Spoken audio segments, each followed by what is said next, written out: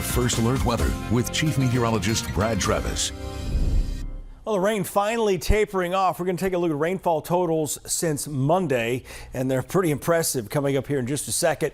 What we're seeing here is a ground clutter pattern as well, some patchy fog out there. But if we don't clear out tonight, we probably won't see a huge fog issue. Usually what happens is you clear the sky out, the temperatures drop a few degrees, and then we reach the dew point with a calm wind, and then we get fog. But I wouldn't be surprised with fog based on how much rain we've had. Most of the rain here from Haleyville to Hamilton down here towards Smith Lake happened over the past 2 days, so not as much yet today, by the way. A lot of the purple, actually the purple and pink here, the Pepto-Bismol color, a lot of that happened today. Here's the Somerville area. We had the video earlier of the flooding there in Morgan County. 6 inches of rain since Monday, probably 3.5 to 4 inches today. You get up here just to the west of Owens Crossroads, about 3.5 to 4 inches there.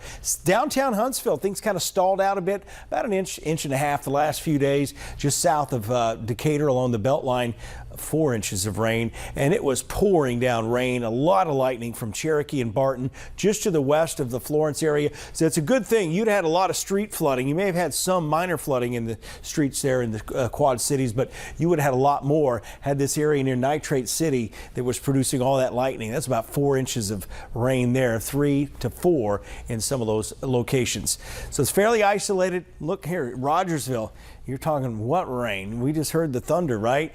Same thing over there near Coxie, about 1/4 of an inch to half an inch of rain. Maybe you'll get some tomorrow. It's raining there now in a few of those spots, but fairly light rain, but really good weather out there for area gardens and area farmers as we need this rain really this time of year before the summer heat moves in. Out west in western Kansas, the panhandle of Oklahoma, they've had some storms with hail, and that continues to kind of fizzle out on tonight, and they'll see more of that tomorrow. But the next 12 hours around here, a lot of clouds, temperatures in the 60s, a very muggy day coming again tomorrow, a few spotty showers for the morning commute, but I don't think we're going to see big thunderstorms. Here's a look around 11 o'clock tonight. I think this is overdone a little bit here, especially for Decatur. I think your heavy rain is over with, but this is probably pretty accurate here around 7 a.m. Spotty showers, some drizzle out there, and poor visibility, especially in the mountainous areas. As we go past the lunch hour, the thing the model guidance is kind of telling us is we expect isolated development instead of the numerous showers and clusters of thunderstorms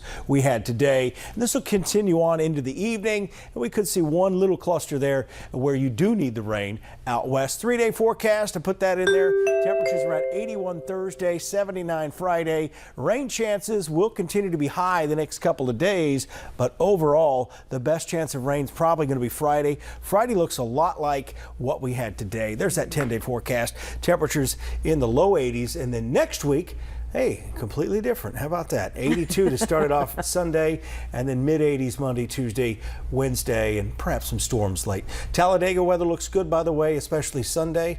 Had a lot of people asking about that on social media. It's the stretch of wet days that is just every day it's raining. I'm glad I have inside projects to work on. Well, there you go. Yeah.